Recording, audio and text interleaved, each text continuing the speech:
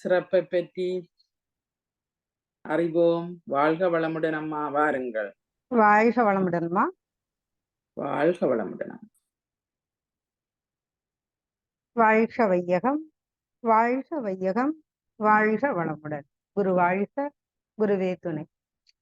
ஆசான் அருள் தந்தை வேதாத்திரி மகரிஷி அவர்கள் நம்மோடு சுக்குமமாக நிறைந்து இன்றைய இந்த சிந்தனையை சிறப்பித்து தருவாராக. முன்னதாக மிக சிறப்பாக நமக்கு துரியாதீத தவத்தை வழிநடத்திய நேசமலர் அம்மா அவர்களுக்கு எனது வாழ்த்துக்களை தெரிவித்துக் கொள்கிறேன். எனக்கு இந்த சிந்தனையை தொடர சொல்லி வாய்ப்பளித்த பகீரதி அம்மா அவர்களுக்கு எனது நன்றியை தெரிவித்துக் கொள்கிறேன். ஸ்கை நார்வே டென்மார்க் மனவளக்கலை மன்ற அறக்கட்டளைகள் மன்றங்கள் அனைத்திற்கும் அங்கு இருக்கக்கூடிய நிர்வாகிகள் அனைவருக்கும் எனது பணிவான வணக்கங்களும் வாழ்த்துக்களும். இன்று இந்த இணையத்தில் இணைந்திருக்கக்கூடிய அனைத்து அன்புள்ளங்களுக்கும் எனது வணக்கங்களையும் வாழ்த்துக்களையும் தெரிவித்துக் கொள்கிறேன்.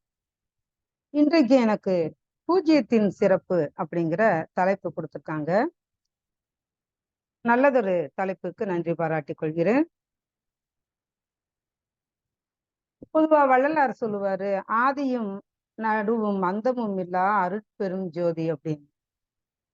நம்மளும் நிறைய விஷயங்களை நம்ம நோட் பண்ணியிருப்போம். ஆனா இதெல்லாம் உணர்ந்து அதை பத்தி நிறைய சிந்திச்சது கிடையாது, அவ்வளவுதான். அது சிந்திக்கிறதுக்கு இன்றைக்கு நமக்கு அருட்தந்தை அவர்கள் மூலமா நம்ம எல்லாருக்குமே ஒரு வாய்ப்பு கிடைச்சிருக்கு. இப்ப கணிதத்தோட அடிப்படை என்ன அப்படின்னு பார்த்தோம்னா எண்கள் தான். அப்ப இந்த எண்கள்ல கடைசி எண் அப்படின்னு எதுவா இருக்கும் அப்படின்னு பார்த்தோம்னா அதுக்கு முடிவு இருக்கானா முடிவே கிடையாது. ஏன்னா எந்த எண் கடைசியா ஒண்ணு நம்ம முடிச்சாலும் அது கூட ஒண்ணு கூட்டினோம்னா அது அடுத்த நம்பர் ஆட்டோமேட்டிக்கா ஆட் ஆயிரும், தொடர்ந்து போக ஆரம்பிச்சிடும். அப்ப பெரிய எண்ணை நம்மளால கண்டுபிடிக்கவே முடியாது. அதே மாதிரி பூஜ்ஜியத்துல இருந்து கீழே போக போக மைனஸ் அப்படியே வந்துகிட்டே இருக்கும். அப்ப அதுலயும் பாத்தீங்கன்னா எதை ஒண்ணு கடைசியா மைனஸ் பண்ணாலும் போய்கிட்டே தான் இருக்கும். இந்த இதுலயுமே கணிதத்திலுமே முதலும் நம்மளுக்கு தெரியல, முடிவும் நம்மளுக்கு தெரியல. இதை இன்ஃபினிட்டின்னு சொல்லுவாங்க. ஆதியும் அந்தமும் இல்லை அப்படின்னு அர்த்தம். பூஜ்ஜியம் அப்படிங்கிறது இதுல ஒரு மிக சிறப்பான ஒரு எண். ஒரு கவிஞர் சொல்லியிருப்பாரு, பூஜ்ஜியத்துக்குள்ளே ஒரு ராஜ்யத்தை ஆண்டு கொண்டு புரியாமலே இருப்பான் ஒருவன், அவனை புரிந்து கொண்டால் அவன்தான் இறைவன் அப்படின்னு.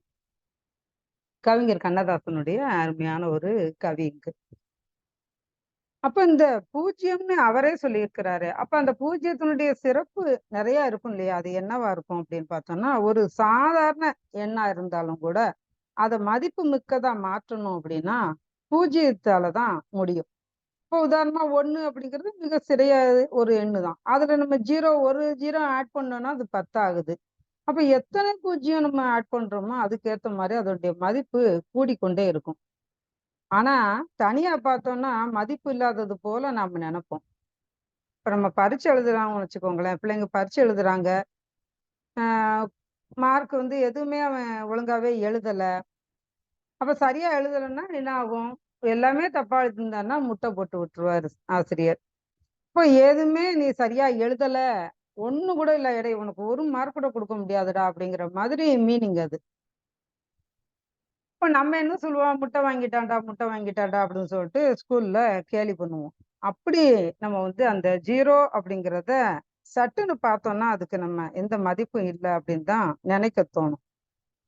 ஆனா அது அவ்வளவு பெரிய விஷயம் அப்படிங்கிறத நம்ம இந்த மாதிரி நிறைய சத்சங்கங்கள்ல வரும்போது தான் நம்ம உணர்ந்து கொள்ள முடியுது. இப்போ நம்ம பொது வாழ்வுல கூட பாத்தீங்கன்னா ரொம்ப கஷ்டப்பட்டு முன்னுக்கு வந்தவங்க இருப்பாங்க. அவங்க அவங்களுடைய வாழ்க்கையை பத்தி சொல்லும்போது நான் ஜீரோவுல இருந்து முன்னுக்கு வந்திருக்கேன் அப்படின்னு சொல்லுவாங்க. அதை நம்ம நிறைய இடங்கள்ல கேள்விப்பட்டிருக்கோம். இப்போ உணவுக்கு கூட வழி இல்லாம நான் இருந்தேன் அப்படிங்கிறது அதனுடைய அர்த்தம். முதல்ல மனுஷனோட அத்தியாவசியமான தேவை என்ன அப்படின்னு பார்த்தோம்னா உணவு தான். ஒரு 4-5 நாளா சாப்பிடவே இல்லை, பசி மயக்கத்துல இருக்கிறான், கண்ணெல்லாம் இருட்டிக்கிட்டு வருது, அவனுக்கு அந்த பசிக்கு தேவை என்ன? அந்த மயக்கத்துல அவனுக்கு ஒண்ணுமே புரியல, நாக்கெல்லாம் இழுத்துக்கிட்டு இருக்குது, வயிறுலாம் காஞ்சி போச்சு, ஒட்டி போச்சு, ரொம்ப அப்படியே தன் நிலை இல்லாத ஒரு மயக்க நிலைக்கு அவன் போய்கிட்டு இருக்கான். அந்த மாதிரி ஒரு நிலையில அவன் இருக்கும்போது அவனுடைய தேவை என்ன அப்படின்னு பார்த்தோம்னா, முன்னாடி நம்ம ஸ்லைட்ல போட்டிருக்காங்க இல்லையா, ஒரு சாக்லேட் கேக்கு அது வச்சிருக்காங்க. அப்போ இந்த சாக்லேட் கேக் மாதிரியான ஒரு உணவ ஒரு விஷயம் அவனுக்கு எதுக்கு இருக்கு? ஒரு தட்டு நிறையா நம்ம நார்மலா சாப்பிடக்கூடிய உணவு இருக்கு. இப்ப நம்மளா இருந்தா சாப்பாடு, மத்தவங்கன்னா சப்பாத்தி அந்த மாரி நார்த் இந்தியால சாப்பிடுறாங்க. ஒவ்வொரு இடங்களுக்கும் அவங்க சாப்பிடக்கூடிய அந்த உணவுன்னு வச்சுக்கலாமே நம்ம. அப்போ ஒரு தட்டு நிறைய அந்த உணவு இருக்கு. அப்ப முதல்ல நான் அவன் எத எடுப்பான்? அந்த உணவ தானே எடுப்பான். அப்ப இது வந்து அத்தியாவசியமான ஒரு தேவை. அது கிடைச்சதுன்னா கண்டிப்பா அத நம்ம அத்தியாவசியமா இருக்கு. நம்ம அத எடுத்து தான் ஆகணும். அது கிடைக்கலன்னா கூட அத நம்ம தேடி பார்த்து நம்ம அத உழைத்து, சம்பாதித்து அந்த உணவை நம்ம அ இன்டேக் பண்ணி தான் ஆகணும். ஆனா, அந்த சாக்லேட் கேக் அப்படிங்கிறது வந்து பார்த்தோம்னா, நமக்கு வேணும்னா சாப்பிட்டுக்கலாம். நம்ம ஒரு ஆசைக்கு சாப்பிட்டுக்கலாம், ஒரு ருசிக்கு சாப்பிட்டுக்கலாம், அந்த மாதிரி. அப்போ இந்த அடிப்படை தேவைன்னு சொல்லக்கூடிய அந்த உணவு கூட கிடைக்காதவங்க, கஷ்டப்பட்டு முன்னுக்கு வந்தவங்க, அவங்க சொல்லக்கூடிய வார்த்தை தான் அந்த 0 அப்படின்னு சொல்லக்கூடியது. 0லேருந்து நான் முன்னுக்கு வந்தேன் அப்படின்னு சொல்றாங்க இல்லையா? அது. ஒரு கதையில வந்து பார்த்தோம்னா, ஒரு பிச்சைக்காரன் டெய்லி பிச்சை எடுத்து சாப்பிட்டு வரான்.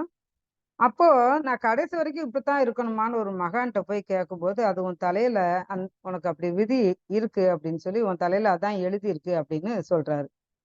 "ஏன் சாமி இத நான் மாத்த முடியாதா? அதுக்கு நான் என்ன செய்யணும்?" அப்படின்னு கேட்கும்போது, அவர் சொல்றாரு, "நீ புத்த பெருமான போய் பார்த்தேன்னா, உன்னோட தலையெழுத்து மாறதுக்கு வாய்ப்பு இருக்குன்னு" சொல்றாரு. சரி நீ இவனும் நம்ம எவ்வளவு காலத்துக்கு தான் இப்படியே பிச்சை எடுத்து சாப்பிடுறது? போலாமே அப்படின்னு சொல்லிட்டு புத்த பெருமான பார்க்கறதுக்காக கிளம்புறான். ரொம்ப நேரம் நடந்து போயிருக்கும்போது, இடையில ஓய்வு எடுக்கிறதுக்காக ஒரு பெரிய செல்வந்தர் வீட்ல கதவ தட்டி, "ஐயா ஒரு நாளைக்கு நான் இங்க ஓய்வு எடுக்கலாமா?" அப்படின்னு கேட்கறான். அப்ப "நீ எங்க போறன்னு?" அவரு விசாரிக்கும்போது, "இப்படி புத்தர பார்க்க போறேன்" அப்படின்னு சொல்றான். அப்ப அந்த செல்வந்தர் வந்து அவரு சொல்றாரு, எனக்கும் என்னோட மனைவிக்கும் ஒரு பெண் குழந்தை இருக்கு. ஆனா அது பிறவி ஊமை. அவ எப்ப பேசுவான்னே எங்களுக்கு தெரியல. நீங்க புத்தர்ட்ட கொஞ்சம் கேட்டு வந்து சொல்றியா?" அப்படின்னு சொல்லி இடமும் குடுக்குறாரு. மறுநாள் நல்லா ஓய்வு எடுத்துட்டு கிளம்பி போறான். அப்ப ரொம்ப நேரம் அப்புறம் ஒரு பெரிய மலை வருது. அத கடக்க முடியாம இருக்கும்போது ஒரு மந்திரவாதி வராரு. அப்போ அந்த மந்திரவாதிட்ட இவன் கேட்கறான், "இந்த மலைய என்னால கடந்து உதவி செய்ய முடியுமா?" அப்படின்னு கேட்கும்போது, "அ எங்க போறேன்னு?" கேட்கறான். "புத்தர பார்க்க போறேன்" அப்படின்னு இவன் சொல்றான். அப்ப அந்த மந்திரவாதி வந்து, "எனக்கு முக்திக்கு என்ன வழின்னு நீ புத்தர்ட்ட கேட்டு வந்து சொல்லு" அப்படின்னு சொல்றாரு. சரின்னு இந்த பிச்சைக்காரன் அதையும் கடந்து மலைய கடந்து விடுறான். அப்புறம் போயிர்றாரு. அப்படி போகும்போது ஒரு ஆறு இருக்கு. அந்த ஆத்த கடந்தா புத்தர் இருக்கிற இடத்துக்கு போயிரலாம். இப்ப அந்த ஆத்த கடந்து போறதுக்கு என்ன செய்யலாம் அப்படின்னு நினைச்சிட்டு இருக்கும்போது, ஒரு ஆமை வருது. அது அந்த பிச்சைக்காரன்ட்ட இதே மாரி விசாரிக்குது. அப்ப நான் உனக்கு உதவி செய்றேன். ஆனா எனக்கு வந்து பறக்கிற சக்தி வேணும். அதுக்கு நான் என்ன செய்யணும்னு நீ புத்தர்ட்ட கேட்டு வந்து வழி சொல்லு அப்படின்னு சொல்லுது அந்த ஆமை. சரின்னு இவனும் ஓகே சொல்லிடுறான். அப்புறம் ஆத்த கடந்து கொண்டு போய் அந்த ஆமை அவன விட்டுருது. சரி அப்ப எல்லாத்தையும் முடிச்சுட்டு புத்தர் இருக்கிற இடத்துக்கு வர்றான் அவன். புத்தர பார்த்து ஆசி வாங்கிக்கிறான். புத்தர் வந்து, "என்ட்ட இருந்து உனக்கு என்ன வேணும் கேளு" அப்படின்னு சொல்றாரு. ஆனா 3 கேள்வி தான் கேட்கணும் அப்படின்னு சொல்றாரு. அப்ப அந்த பிச்சைக்காரன் வந்து யோசனை பண்ணி பார்க்குறான்.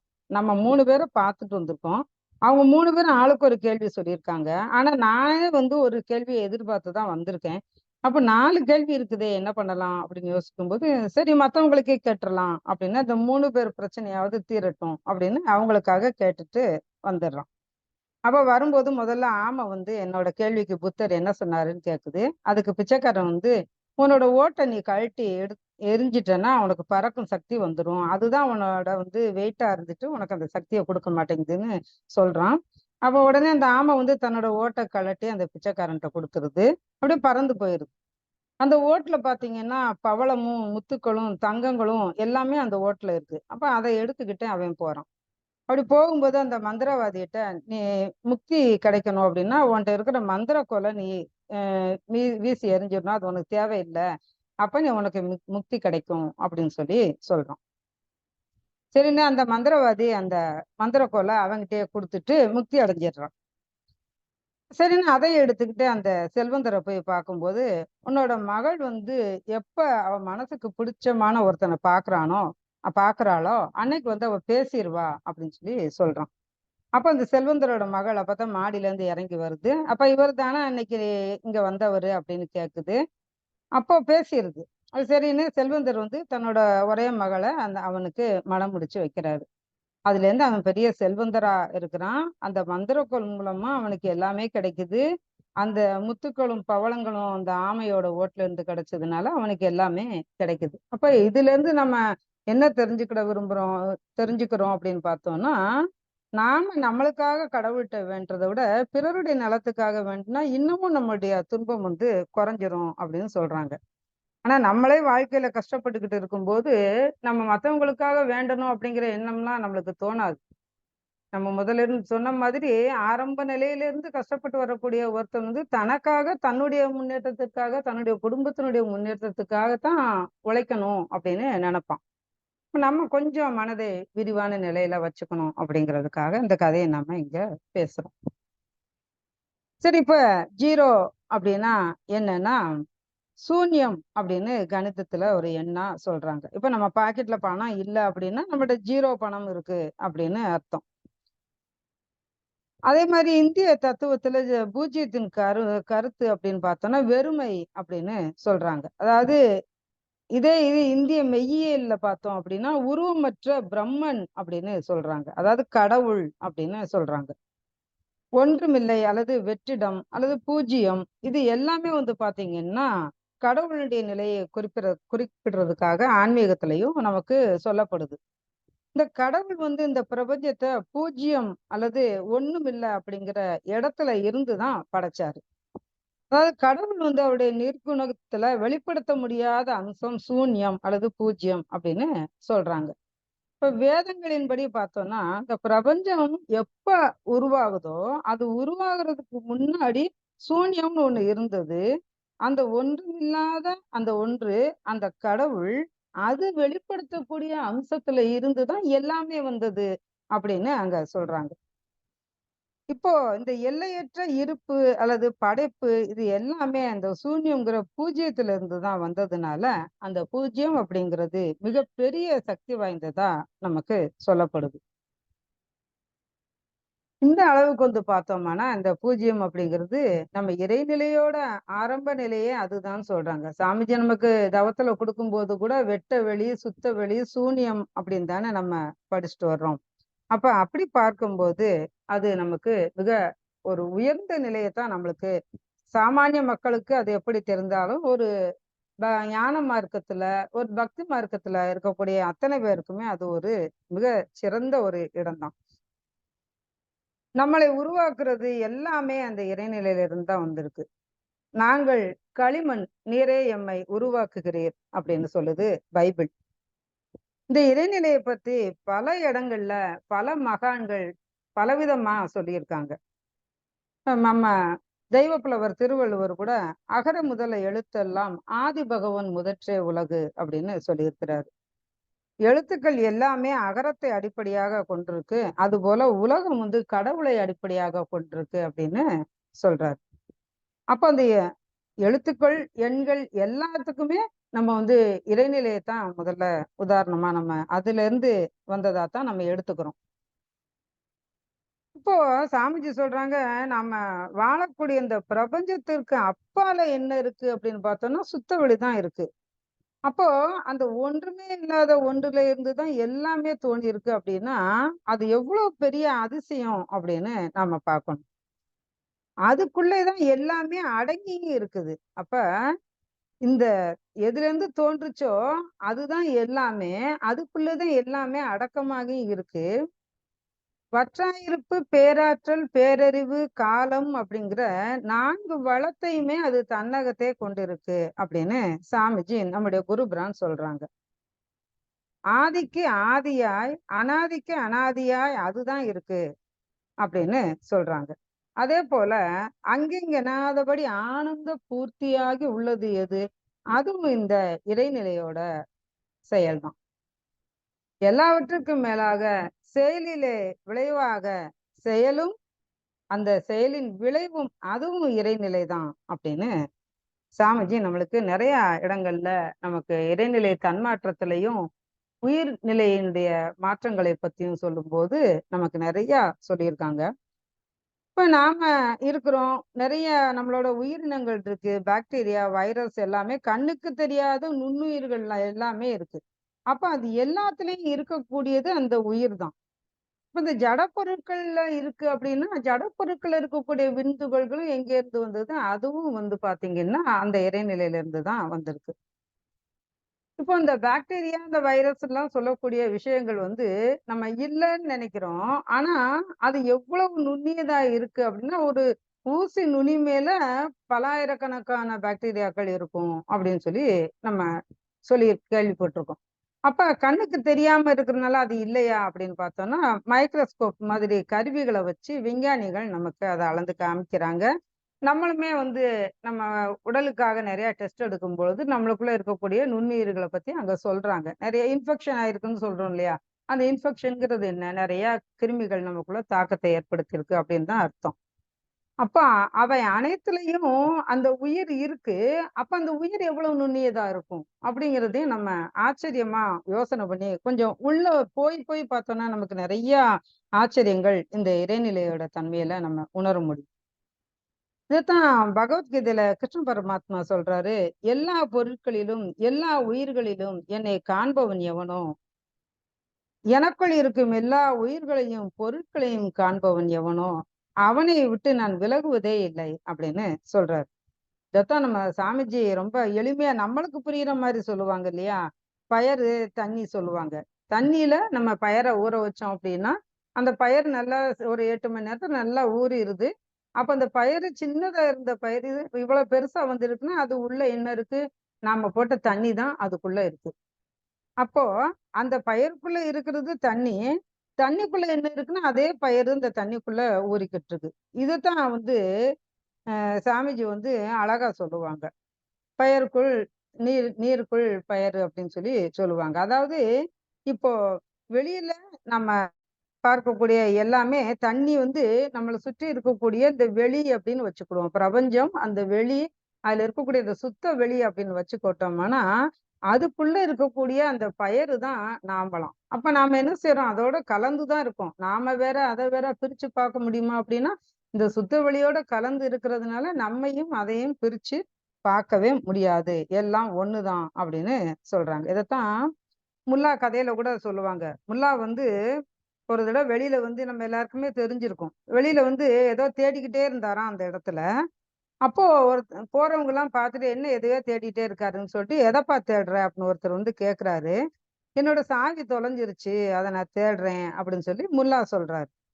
அப்ப சாவி எங்க தொலைஞ்சிச்சு அப்படின்னு கேட்கும்போது, "வீட்டுக்குள்ள தொலைஞ்சிச்சு" அப்படின்னு சொன்னாராம். அப்ப வீட்டுக்குள்ள தொலைஞ்சத நீ ஏன் இங்க வந்து தேடுற? அங்கதானே தேடணும் அப்படின்னு கேட்கும்போது, உள்ள வீடு இருட்டா இருக்குது. வெளியில நிலா வெளிச்சம் இருக்குது. அதனால இங்க தேடினா தானே கிடைக்கும் அப்படின்னு சொல்லி சொன்னாராம்.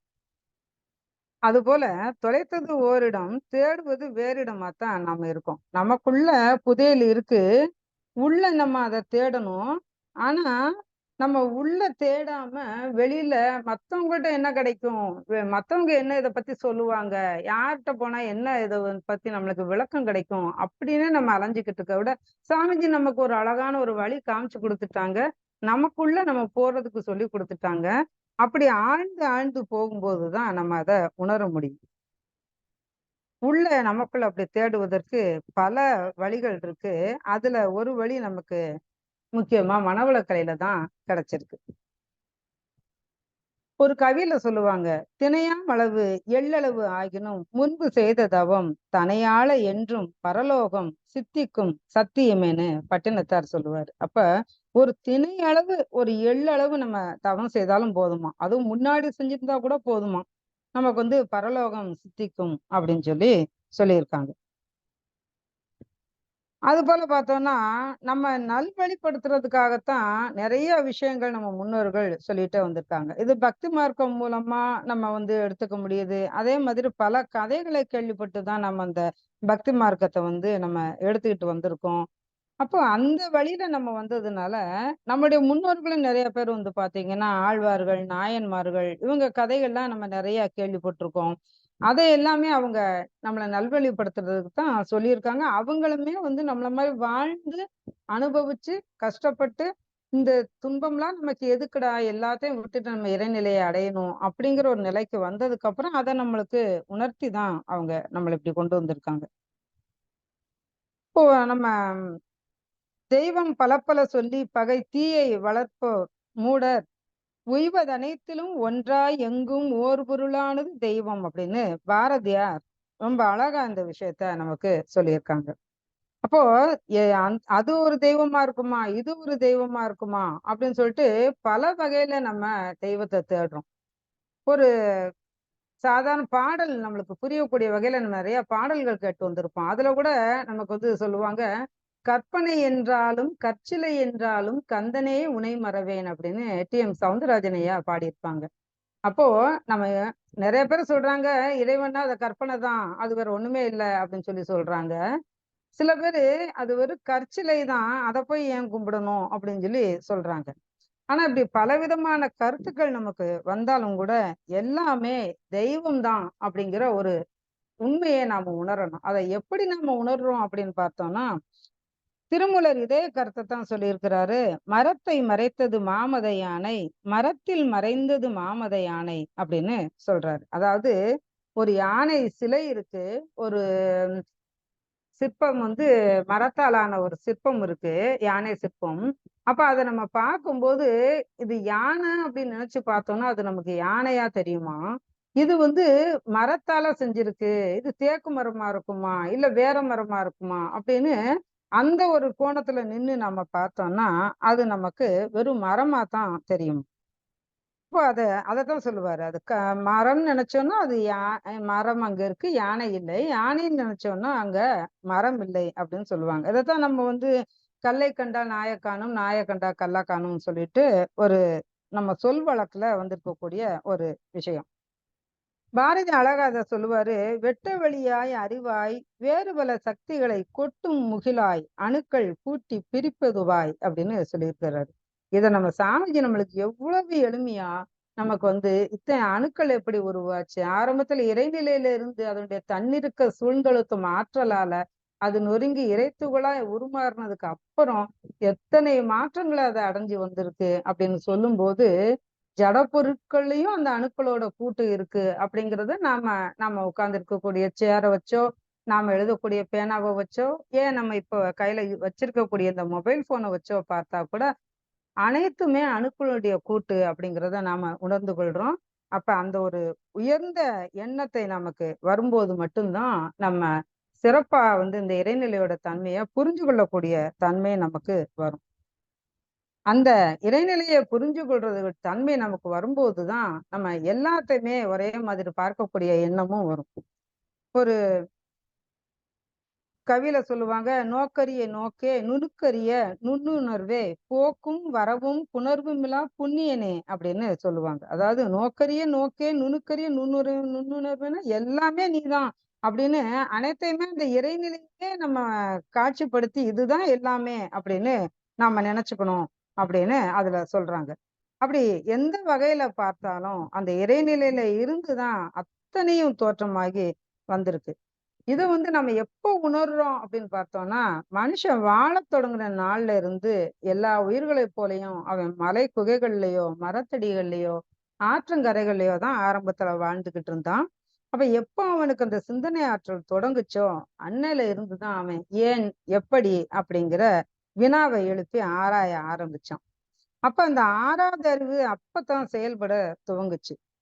இப்ப மற்ற உயிரினங்கள்லாம் எப்படி வந்து அந்த இயற்கை வளத்தை அப்படியே துய்த்து வாழுதோ, அப்படி அது வாழ்ந்துகிட்டு இருக்கக்கூடிய ஒரு காலகட்டத்துல மனிதன் வந்து அதையே கொஞ்சம் உருமாற்றி தன்னோட விருப்பப்படி வாழ்வின் வளமாக மாற்றி அவன் வாழ ஆரம்பிச்சான். நம்முடைய முன்னோர்கள் வந்து இயற்கையை உணர்ந்தாங்க, சமயங்கள் உருவாச்சு, சடங்குகள் உருவாச்சு. ஆழ்ந்து சிந்திச்சோம்னா எல்லா சடங்குகள்லயும் ஏதாவது ஒரு விஞ்ஞான உண்மை இருக்கத்தான் செய்யும். இதைத்தான் அருட்தந்தை அவர்கள் யாகம் யோகம்னு ரெண்டா வேறுபடுத்தியிருக்காங்க. இந்த இதை நம்ம ரொம்ப கவனிச்சு சாமிஜியோட சிந்தனையை பார்க்கணும். இப்ப மனதை உள்ளடக்கி பயிற்சி செய்ய தெரியாதவங்க சடங்கு மூலமா மனதை ஒன்றுபடுத்தக்கூடிய முறைகளை யாகம் அப்படின்னு சாமிஜி சொல்றாங்க. அதே மனதை உள்ளடக்கி உயிரிலேயே ஒடுங்கி அதன் மூலமா உண்மைகளை உணரக்கூடியதை யோகம் அப்படின்னு சொல்றாங்க. அதாவது வெளிப்படையா செஞ்சா யாகம், உள்புறமா செஞ்சா யோகம். யோகம் அப்படிங்கிறது ஒடுக்கம், யாகம் அப்படிங்கிறது படற்கை அப்படின்னு சொல்றாங்க. அப்ப உள்முகமா நாம நல்லா போக பழகுனதுக்கு அப்புறம் அதுக்கு ஒரு நல்ல விளக்கமும் கொடுக்குறாங்க. கடவுளை வணங்கும் போது கருத்தினை உற்றுப்பார், கடவுளே கருத்தாய் நிற்கும் காட்சியை காண்பாய் அங்கே அப்படின்னு.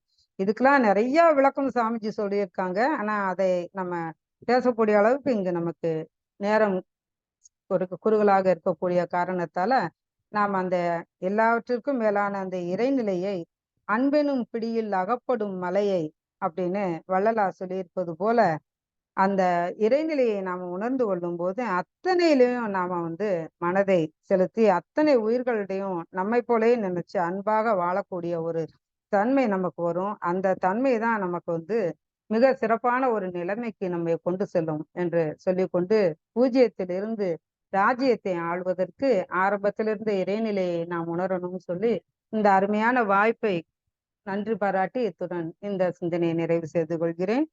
வாழ்க வளமுடன்.